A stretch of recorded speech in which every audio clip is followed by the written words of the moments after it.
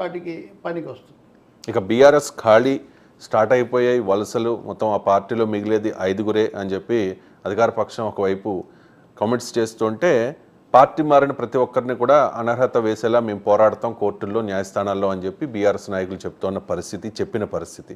కానీ 10-26 అవుతుంది అనుకున్నారు అంతా. బహుశా మీరు నేను కూడా అనుకుని ఉండొచ్చు ఆ ఫ్లో చూసి, అప్పుడు ఉన్న పరిస్థితిని చూసి.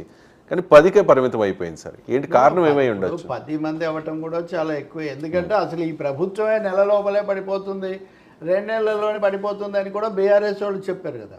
మనం రాజకీయాల్లో వ్యాఖ్యానం ఇరువైపుల నుంచి మనం చూసినప్పుడు అసలు ఈ ప్రభుత్వం ఉండదు, 2 నెలల మించి ఉండదు, 6 నెలల మించి ఉండదు అని ఎన్నిసార్లు ప్రకటనలు చేశారు. కానీ తీరా అటు నుంచి ఇటు మారడం అనేది చాలా ఎక్కువగానే జరిగింది.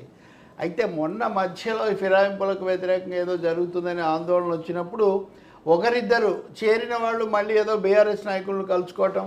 ఉదాహరణగా ఐ థింక్ తెల్లం వెంకట్రావు, తర్వాత మహబూబ్నగర్లో ఒక శాసనసభ్యుడు మళ్ళీ ఏదో వెనక్కిపోతారని ఇట్లాంటివి కూడా కథనాలు నడిచాయి. ఇవన్నీ ఏమీ జరగడం లేదు.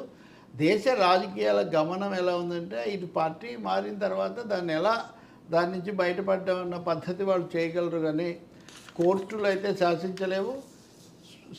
స్పీకర్లు కూడా పాలకపక్షాల యొక్క అవసరాలకు మించి వాళ్ళు అడుగు వేసే అవకాశం కూడా వాళ్ళకి ఏమీ లేదు. అందుకనే ఇది ప్రహసనం ఇది కొనసాగుతుంటుంది. ఈ ప్రహసనంలో ఈరోజు హైకోర్టు ఇచ్చిన ఖచ్చితమైన ఆదేశం అన్నది ఒక చిన్న ఝలక్ లాంటిది అంతే. Right sir. ఇక జర్నలిస్టులు సమాజంలో వారికి ఒక గౌరవం ఉండేది గతంలో.